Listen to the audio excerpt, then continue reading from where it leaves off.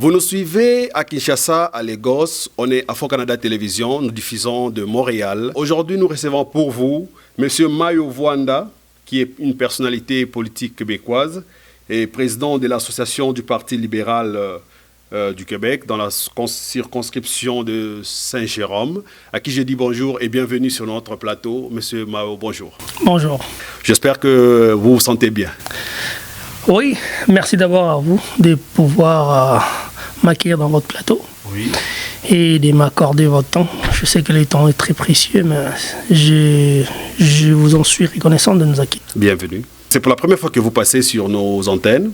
J'espère que, en tant que politicien, vous êtes un habitué des télévisions, des émissions, et j'espère que vous êtes dans votre peau pour répondre à la population congolaise qui vous suit.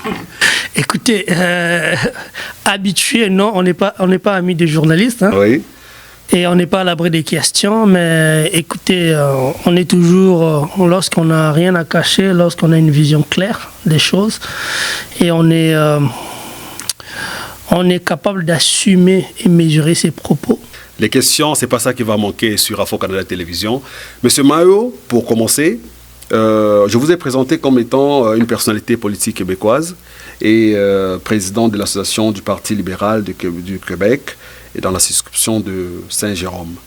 Pour les gens qui ne vous connaissent pas, pour les gens de la communauté qui, pour la première fois, vous suivent sur Afro Canada Télévision, qu'est-ce qu'ils doivent retenir de vous? Merci pour la question, c'est une très bonne question. Certes qu'il y a certaines personnes qui me connaissent dans la communauté. Il y en a d'autres, non. Oui. Parce que je participe quand même à certaines activités au sein de la communauté congolaise, entre les C3M. J'ai eu le privilège d'être invité à plusieurs reprises lors des élections passées. Donc, ceci étant dit, pour ceux qui ne me connaissent pas, je pourrais me résumer en tant qu'un fils du pays. Oui. Je suis d'origine congolaise, de père et de mère. Né et grandi à Kinshasa. Et je quittais Kinshasa quand j'étais encore très jeune. Et lorsque vous arrivez dans un pays étranger, comme vous le savez, on perd un peu ses repères. Nous autres, on est arrivés ici, on était très jeunes, il fallait qu'on puisse se prendre en charge, dans tous les sens du mot. Mais alors, en quittant le pays, on est né sous le régime de Mobutu, on a vu le Kabila père arriver, et ainsi de suite. Nous avons quand même eu le privilège de voir le bon et le mauvais côté de la République. Oui. Et lorsque nous sommes venus ici, moi personnellement, je me suis donné comme mission de me former. Et alors, enfin un jour, de pouvoir apporter une nouvelle regard de la manière dont on peut faire la politique, où on peut faire avancer les causes dans notre société, précisément en RDC. Et la plus belle place pour pratiquer, pour moi, j'avais trouvé, c'était m'investir un peu dans cette cause sociale. J'ai commencé à être militant du parti du Bloc québécois. Bloc québécois. J'étais sympathisant. Une de mes personnalités politiques que j'aime beaucoup ici, que j'ai appris à lire, c'est René Lévesque. Et après René Lévesque, il y a eu, je le compare à la même cran au même cran qu'Etienne Tshisekedi, on peut dire aussi Patrice Lumumba, ce sont des révolutionnaires, des patriarches de la politique canadienne. Oui. Et entre autres, quelqu'un qui m'a vraiment donné le fibre, le goût de la politique, d'être identique, pour moi c'est M. Dissep, du Bloc québécois, et Jack Layton. Je peux en citer d'autres. Alors, lorsque tu fais le mélange de tous ces gens-là, compte tenu aussi de mes valeurs étant que libéral, progressiste, social, que je suis, et je voyais que ces gens-là, je me retrouvais en eux comme la même vision qu'a eu le Lumumba, les Mandela, on peut dire. Ça vous a donné le goût de faire la politique. Voilà, donc c'est cette vision-là de ces gens-là, la portée de la vision sociale qu'ils avaient de leurs compatriotes et les soucis de leur pays, de leur société, de faire avancer des causes nobles. Donc c'est à ces gens-là que je me suis référé, je me suis battu, construit mon univers politique. Et par après, je commence à m'impliquer. J'ai d'abord été président de l'association du Parti libéral du Canada, dans la circonscription toujours de Saint-Jérôme. Comme j'ai dit, à l'absence d'un député, le président de circonscription ou de l'association est la plus haute hiérarchie. En 2019, je faillis me présenter. Pourquoi failli? Parce que j'ai dû retirer ma candidature compte tenu de certaines situations personnelles. Donc, je laissais la place à une dame au niveau fédéral. C'est alors que j'ai été sollicité par un ancien président du Parti libéral du Québec qui fut un ancien conseiller de M. Bourassa. Donc, un ancien conseiller juridique. Alors, ce monsieur-là, c'est lui qui tenait la présidence du Parti libéral. Là, en fait, je me reprends, celui qui tenait la présidence de l'association du Parti libéral du Québec dans la circonscription de Saint-Jérôme. Que vous avez pris le poste aujourd'hui. Que j'ai remplacé. Oui. Ceci étant dit, en 2021, j'ai été candidat aux élections municipales dans la ville de Saint-Jérôme pour remplacer un pouvoir qui a été là depuis plus de 10 ans. Nous avons travaillé, nous avons construit un programme mis en place dont je participais activement, surtout sur le point de logements sociaux et logements à coût abordable. Parce que déjà dans ces années-là, durant cette période-là, il y avait déjà des indices. Sans oublier que je suis issu de milieu immobilier. Ça fait plusieurs années que je travaille là-dedans. Dans l'immobilier? Dans l'immobilier, pas comme courtier, mais comme gestionnaire. J'ai ma formation en courtage. Donc cela me permet d'avoir quand même certaines données. En bref, vous êtes un fils du pays, mais qui travaille ici au Canada dans la politique, oui. Un politicien québécois. Voilà. Vous, en tant que fils du pays, vous êtes au Canada, vous faites la politique au Canada. Comment comparez-vous la politique canadienne et la politique congolaise? Je vais vous citer une anecdote que j'ai eu à entendre dans les coulisses en discutant avec une personnalité politique ici. Il m'a dit: la démocratie n'a pas de couleur, n'a pas d'âme, n'a pas de couleur, mais souvent il est appliqué à deux saveurs. Vous savez, la différence entre un homme politicien canadien et un homme politicien, je dis africain en général, je vous dirais que techniquement, oui. Il n'y a pas une différence. Mais maintenant, lorsqu'on entre dans la phase qu'on appelle un peu la maturité politique, c'est là où il y a une différence. Parce qu'ici, nous avons le sens de la redevabilité. Je m'explique. On peut mener une campagne électorale et lorsque le résultat prononcé démontre d'une manière unilatérale, claire et nette que vous avez perdu. Vous avez perdu. Ils sont capables de reconnaître et de continuer parce qu'on peut perdre une bataille mais pas une guerre. Ce qui est différent, je dirais, de nos politiciens un peu particulièrement au Congo. Personne ne veut accepter la défaite. On pense que la défaite, c'est une fatalité. Vous savez, quelqu'un m'avait dit, Moïse, l'échec n'est pas une fatalité, mais l'échec, c'est une étape qui amène à la réussite. Ici, on a une notion de redevabilité. Je t'explique. Quand je suis élu, c'est pour servir. Mes électeurs, c'est pour servir mes électeurs. Pas pour être servi. C'est pas pour être servi. Et j'ai un mandat, j'ai un DT que je dois remettre, que je dois présenter, qu'on appelle autrement un bilan, que je dois présenter à mes électeurs. Okay. Et je dois être conscient des enjeux qui guettent ma circonscription, ma district. Parce que j'aurai un bilan à défendre. Mais quand vous voyez les politiciens congolais, avec ce qu'ils font comme politique, comment vous pouvez les traiter? je ne peux pas mettre tout le monde dans le même panier. Non, mais on part toujours en majorité. On va à la majorité. Il faut faire une différence. Il faut faire très attention pour ne pas tomber dans les amalgames. C'est pas vrai que tous les politiciens congolais se comportent de la même façon. Il y a une exception, il y a une classe qui se distingue, qui font des choses comme ça s'est fait ici. Okay. Mais il y a aussi une grande partie qui n'ont pas encore compris c'est quoi le fonction, c'est quoi l'essence d'un homme politique, c'est quoi la responsabilité qui engage un homme politique vis-à-vis de ses électeurs. Ok. Vous êtes un fils de la diaspora.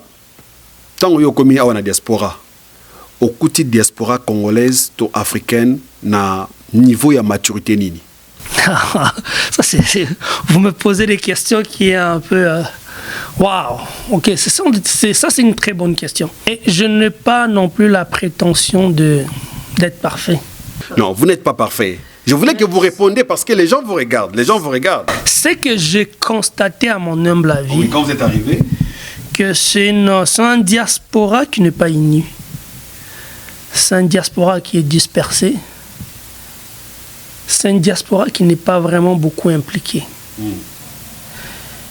C'est un diaspora qui est intellectuellement mature. On a beaucoup de Congolais qui occupent des postes de fonction, qui sont cadres, qui sont très bien instruits. oui. Par peur de me contredire, comme je dis, mais on n'est pas unis, on est dispersés. On n'est pas organisé. Qu'est-ce qu'il faut pour que cette diaspora nous montre un nouveau visage? Mais il faut d'abord commencer par se parler, et puis ça, c'est comprendre et s'attendre et comprendre c'est quoi notre rôle dans la société d'accueil que nous vivons. Il ne s'agit pas seulement d'acheter une maison ou une voiture ou avoir un bon travail. Dans toute chose, il faut quelqu'un pour initier la chose. Vous, en tant que cadre, aujourd'hui on peut vous appeler cadre dans la société québécoise d'aujourd'hui, qu'avez-vous fait comme démarche pour unir cette diaspora et les faire conscientiser? Je ne vous mentirai pas et vous raconterai pas des arneries. J'ai vraiment commencé, j'avais la même attitude en passant que certains de mes compatriotes qui sont ici, qui font la même chose que moi. Je ne suis pas le seul. Il y a des Congolais qui sont très bien ancrés ici, sur le point politique. Il y a des Congolais qui sont très bien ancrés, mais j'avais aussi la même attitude de regarder les choses de loin. La différence en est que moi, à un moment donné, je me suis posé la question. On peut beau critiquer les pouvoirs, mais on peut beau pointer les agresseurs, ceci, cela, du doigt. Mais que faisons-nous avec tous les outils qu'on a entre nos mains? Et tant que Congolais, avec le privilège qu'on a, nous ne pouvons pas toujours attendre que le coup de pouce vient du pouvoir ou le coup de pouce vient de Kinshasa. Nous avons des opportunités, nous avons le privilège de rencontrer certaines personnes ici dans le cadre de nos fonctions, de ce qu'on fait. Que faisons-nous pour la cause du Congo? De quelle façon? Moi, de mon côté, comme on dit ici en bon québécois, la switch s'est allumée lors des dernières élections. Je me suis dit, si on attend que tout le monde fasse quelque chose, rien ne se passerait. Il faut commencer par initier des petites choses. Et ces petites choses-là vont faire en sorte que ça devienne grand et tout le monde adhère. C'est ainsi que j'ai accepté l'invitation d'un ami. Premièrement, lorsqu'il m'a invité au sein de la communauté congolaise métropolitaine pour venir un peu parler, assister à une conférence, je pense que c'est dans leur site. Vous parlez des COCOM? Pas COCOM, le 3M. Le 3M. Oui. C'est un centre communautaire culturel congolais. Alors, qui est tenu par M. Nguinkale, si je ne me trompe pas. Je suis allé, j'ai apporté ma pierre. Je n'étais pas le seul panéliste, il y avait plusieurs invités que je faisais partie du lot. C'est là que je me suis rendu compte que nous avons quand même une force ici au Canada, mais on est dispersés. Mais qu'est-ce que vous avez apporté comme votre pierre dans l'édifice de la construction? Qu'est-ce que vous avez apporté? C'est ça aussi le problème. Partant de ces faits-là, j'ai commencé à initier certaines activités. Comme quoi? Que je préparais, comme ce que je vous ai présenté, les documents que je vous ai présentés. Oui. Ça, c'est ma part. Quand on me posait la question, je me disais toujours que, comme je vous ai dit, si je commence, moi, à initier quelque chose, petit que soit-elle, quand ça prend de l'ampleur... Vous parlez de votre pétition que vous avez initiée? Non. Il y a des démarches qui ont précédé la pétition. Comme quoi? Comme entrer en contact avec les autorités de ces pays, écrire sur la situation de la République démocratique du Congo, parce que, qu'on ne le veuille pas, il y a un effet boule de neige sur l'immigration. Dans ma communauté, dans ma circonscription immédiate, j'ai commencé à discuter. J'ai même un groupe avec, qui unit tous les Africains, tout horizon, à Saint-Jérôme, pour leur expliquer l'importance de nous impliquer dans notre société immédiate, dans nos villes, dans tout ce qui est activité de vie. Parce qu'il ne s'agit pas de nous, il s'agit seulement aussi de nos enfants, ce que nous allons leur léguer. Donc c'est cette petite sémence-là, j'ai commencé à s'aimer d'abord à Saint-Jérôme, qui est ma circonscription naturelle, là où j'habite, ça fait plusieurs années. Il y a aussi la communauté congolaise, mais il y a aussi une grande communauté africaine. Partant de ces faits-là, je me suis aussi joint à l'invitation d'un ami qui m'a fait part de certaines problématiques concernant l'Est du pays.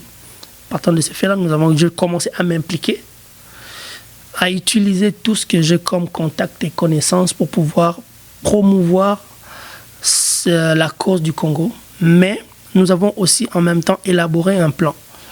J'ai eu le privilège de discuter avec le vice-président de la COCOM, Monsieur Papi Lungue.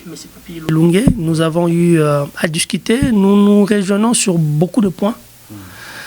J'espère que Dieu voulant, nous serons là à leur apporter notre soutien, s'il le veut, pour pouvoir vraiment, comment je vais dire ça?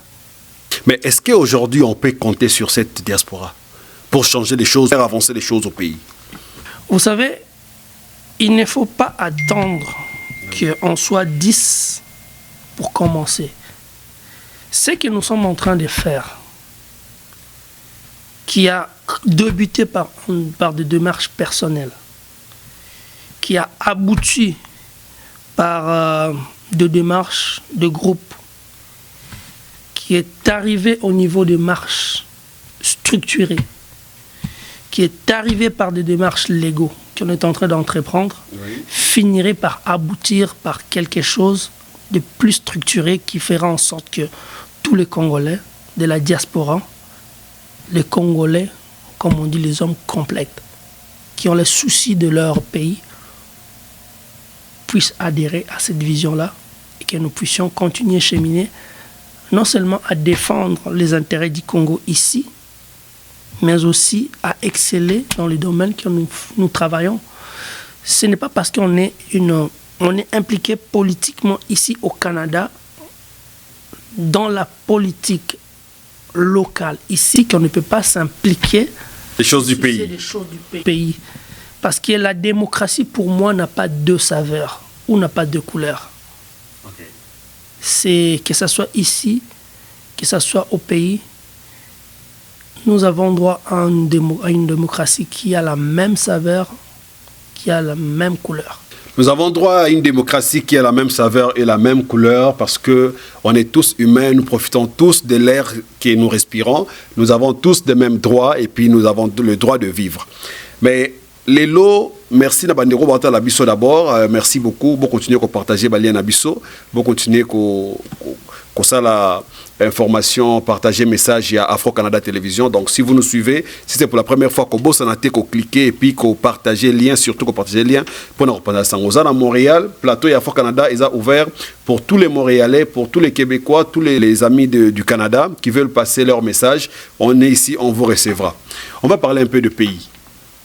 Mboka etambola malamu te lelo tozoloba boye bakoya mususu ya mboka ezala susu na kati ya mboka te et comment gouverner na ba dirigeant mususu ya ba rebelle, on le sait, avec le M23 qui a pris comme possession d'une partie des terres et qui gouverne dans son coin là où il n'y a pas l'autorité de l'État. Bato ba souffrir na mboka, courant ezate, mai ezate. Et pourtant, on est entouré des cours d'eau, des lacs, des océans, de côté de part et d'autre. On est entouré d'une grande forêt, mais tozangi ba ban même pour bana batangel ba fandela na kelasi. Toujours vivre catastrophe. Il y a gouvernement. On a chassé Kabila, on pensait qu'avec Félix, les choses pouvaient bien aller, mais jusque-là, rien ne marche. Qu'est-ce que vous en dites? Je vais essayer de répondre à votre question sur des points. La première, ça serait de dire que, comme vous avez si bien dit, que une grande partie du pays est gouvernée, n'est pas gouvernée, hein, c'est sous le contrôle des rebelles. Ouais. À titre d'information, actuellement, nos forces, parce que je dis nos forces, même si je suis... Vous n'êtes pas de l'UDPS, j'imagine.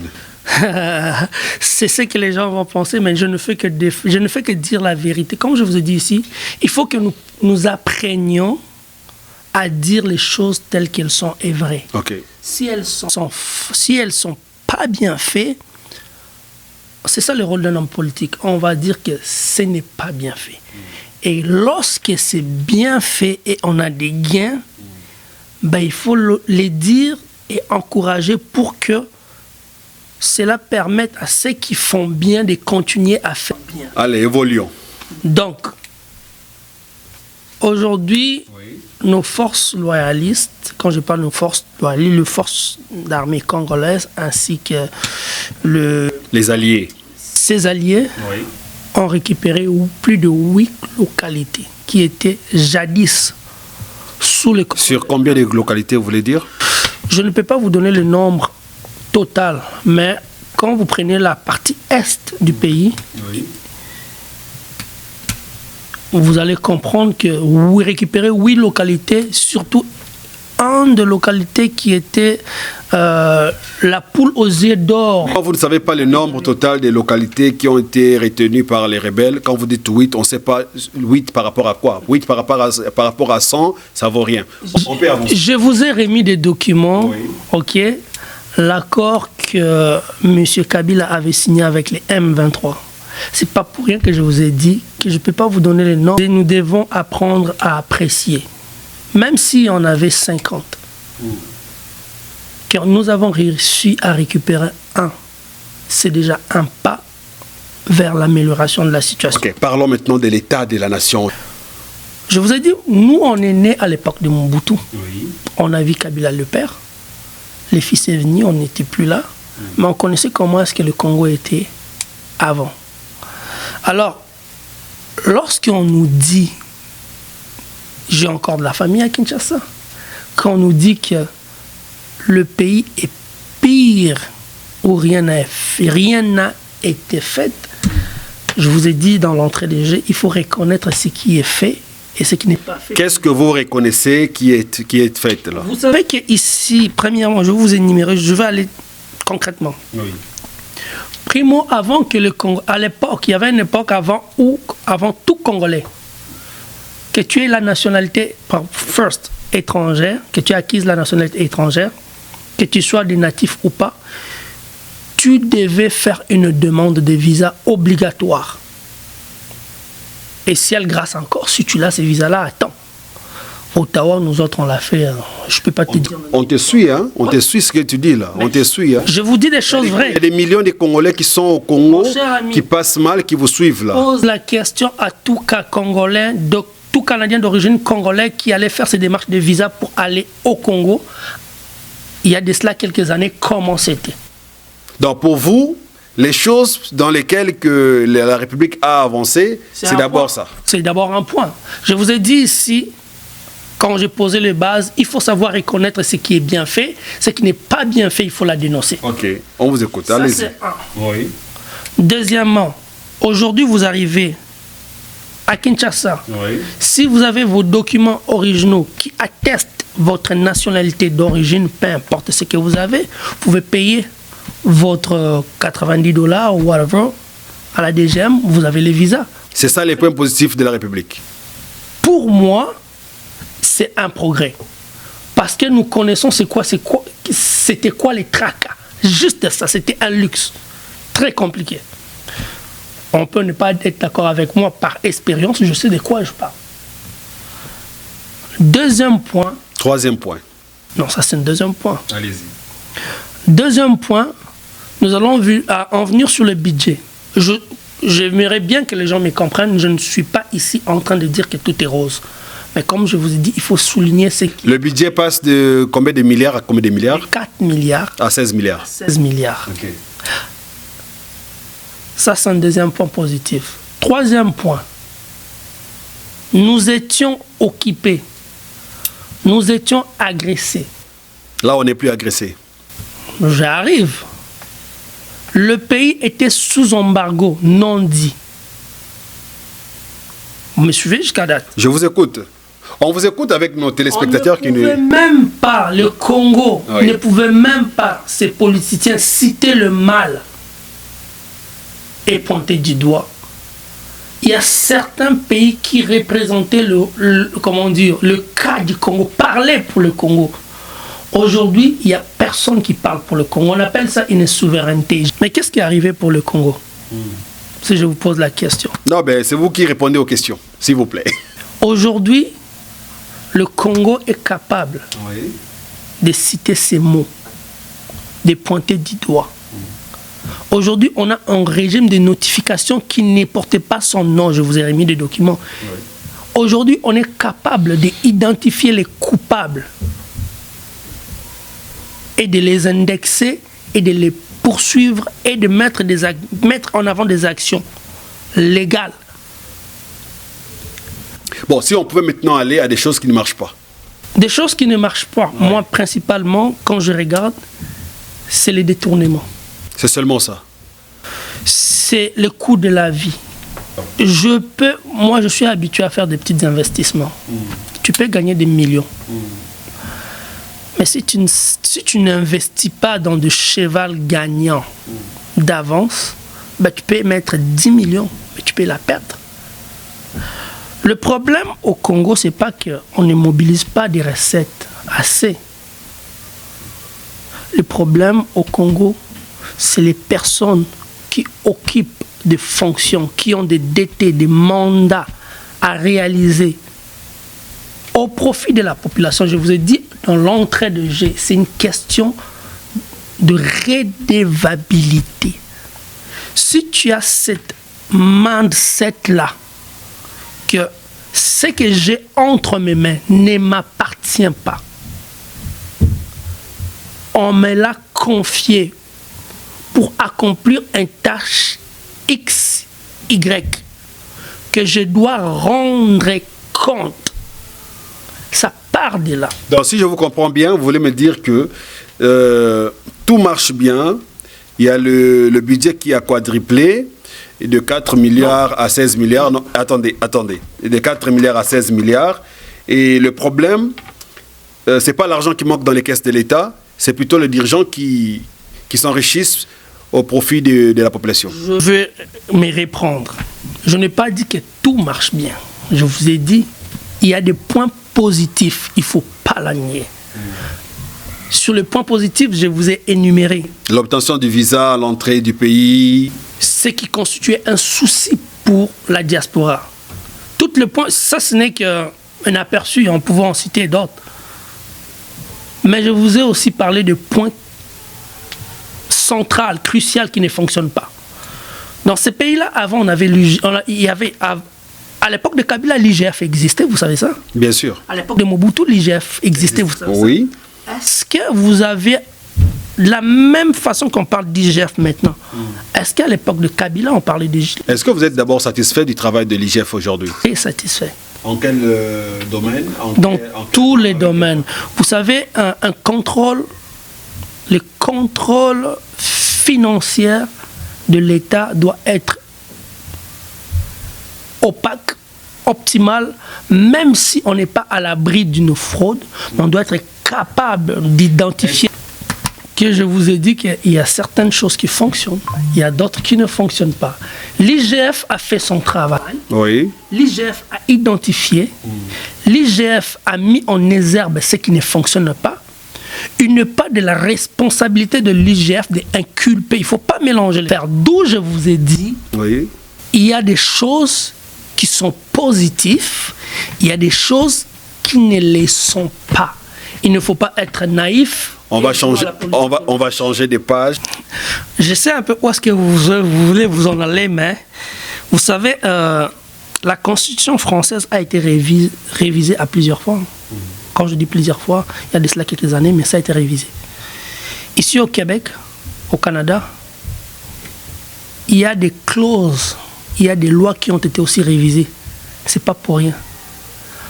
Entre autres sur les finances publiques, ici précisément au Canada et au Québec, à cause des dossiers risotto et puis des détournements de commission Charbonneau.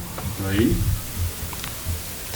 Ça veut dire que la constitution d'un pays doit être évolutive. Dans le temps et dans l'espace.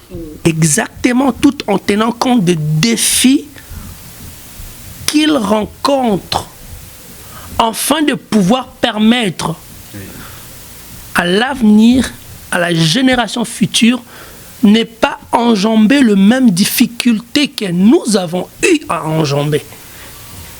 Je vais vous dire, si vous prenez le métro aujourd'hui à Montréal, vous êtes à l'aise, vous êtes content, mais il y a eu des pionniers, il y a eu un débat. Il y a eu, ces projets-là ont commencé à l'époque de Duplessis, Expo 67. Il y a eu des problématiques, il y a eu des détournements, il y a eu des choses qui se sont passées incroyables. Oui. Mais comment aujourd'hui ils arrivent à fonctionner et éviter ce qui s'est passé dans ces années de Duplessis? Parce qu'ils ont révisé certaines choses, ils ont appris de ces erreurs-là. Le problème avec l'homme congolais, on a tendance à confondre ce qui est le bien collectif aux intérêts personnels. On pense que si l'on pointe un mal qui dérange toute une nation, tout un peuple, qui paralyse un pays, si on le pointe du doigt et on dit ça c'est un problème à régler, on pense qu'on est en train d'identifier un problème pour résoudre notre problème personnel ou nos intérêts. Je sais que mais on vous entend, je vous entends pas seul. Même les téléspectateurs qui je suis un peu déçu de voir comment est-ce que les gens ont reçu le message de changer certaines lois dans la Constitution. Vous venez de le dire. C'est quel est ce pays qui peut fonctionner avec des doublons? Vous le savez comme vous et moi, Sun City c'est un mélange de, en lingala on dit Sangisa Sangisa. Sun City ce n'était pas l'âme d'une nation. Donc vous voulez juste dire que il faut que la Constitution soit revue. Mais laissez-moi finir. Aujourd'hui, la même je vais aller d'une manière concrète. La même démographie qu'avait les Congo à l'époque des Sun City ou des conférences qui s'est passé à Kinshasa, est-ce que c'est la même démographie que les Congo a maintenant? Les problèmes n'ont pas statué. Les problèmes n'est pas resté statiques, les problèmes ont évolué. Alors, ce que nous avons comme boîte à outils ne nous permet plus de fonctionner et de répondre d'une manière adéquate aux défis actuels dans ces contextes-là. Il faut qu'on soit lucide. il faut que les Congolais puissent être lucides, qu'ils soient capables de comprendre comme le peuple. Les Sénégalais n'ont rien d'extraordinaire que les Congolais. Ils ont été capables de comprendre et de s'adapter pour faire avancer leur pays. Ils ont été capables de s'adapter pour faire avancer leur pays. Ici, M. Mayo veut nous dire que les Congolais aussi doivent être capables de s'adapter et d'accepter que les choses, quelques points de la Constitution soient retouchés pour que le train de la République roule comme on le souhaite. Est-ce que vous avez des ambitions pour le pays, vous? Je vous répondrai comme Bourassa a dit. Il a dit un jour que il y a est-ce que vous avez un projet ya kosala pour Namboka? J'aimerais que vous répondiez à Lingala pour permettre et à moment de soba yoka bien. Est-ce que vous avez un makanisi pour Namboka? Nazala makanisi pour Namboka. Makasi. Parce que ceux qui na moni oyo tozo sala awa. Pona mboka ya batu mususu ko bosa na te ba nationalité ba pesa biso zaka ya papier ba rappela biso ngo oza canadien mais oza américain d'origine. Est-ce que ce mona ba bi que américain d'origine parce que bazo retourner na nationalité d'origine, alors c'est être naïf de apprendre ici et de ne pas penser un jour aller apporter ta pierre de ce que tu as appris ici, là-bas. La classe congolaise, notre pays a besoin d'une nouvelle classe politique. Le cerveau ne s'est pas arrêté sans leur dénigrer. L'intelligence congolaise ou le cerveau congolais ne s'est pas arrêté en 1960 à cette clique-là pour être perpétuel. Il y a toute une jeunesse qui est intelligente, dynamique, capable de se prendre en charge et de développer leur pays. C'est quand même aberrant. Moi, je trouve ça aberrant. Au lieu que, sans indexer qui que ce soit, sous toute réserve, ces gens-là nous servent de bibliothèque pour faire avancer la jeunesse. Ici au Canada, au Québec, une des choses que j'aime, c'est ce qu'on appelle le transfert des connaissances entre les deux générations. Ce qui n'est pas, faut servir Mboka. On va servir Mboka na poste ni na ebonga nini. Mon cher, vous savez, le problème avec nous pensons que pour servir ton pays, il faut toujours que tu occupes une fonction quelconque plus élevée. Dans le but élevé, dans le but ce qu'il faut servir Mboka. On va servir Mboka na domaine nini na ebonga nini. Tu peux être qui pour apporter ta pierre sur l'édifice de la République? Je veux dire je vais parler de moi. Oui. Avec tous les bagages que j'ai accumulés ici dans ma carrière professionnelle. Oui. Peu importe la position qu'on va me proposer. Mais là où je pourrais être très utile à régler une situation. Dans domaine? Pas précisément, je n'ai pas de domaine. Président de la République? Peu importe. Est-ce que tu as des ambitions de devenir président de la République? Pourquoi pas un jour? Non, d'abord les ambitions doivent être dans toi. Est-ce que tu as ces ambitions-là? Je vois un Congo grand, c'est ce que je veux dire. Tu te vois au-dessus du Congo? Non, avec le Congo. Si vous avez un dernier mot, la caméra est juste devant vous, à prononcer aux Congolais qui vous suivent, aux millions de Congolais qui vous ont suivi, et puis qu'est-ce qu'ils peuvent retenir de votre passage sur Afro Canada Télévision? Je suis content que vous m'ayez reçu dans votre plateau, mais c'est dommage parce qu'on n'a pas eu le temps de parler de la pétition. Voilà, toujours dans les soucis d'apporter notre pierre à l'édifice, chers compatriotes, ce que je voudrais vous dire, nous devons nous unir. La bataille que mène le pays n'est pas une bataille qui est attitrée à une seule personne. À mon humble avis, je pense que si chaque Congolais, où que nous soyons, c'est des États-Unis, du Canada, de l'Europe, de l'Afrique du Sud, nous apportons notre pierre, peu importe la façon, à cette cause qui est la nôtre, la guerre à l'Est, je pense que nous pourrons un jour arriver à une solution concrète.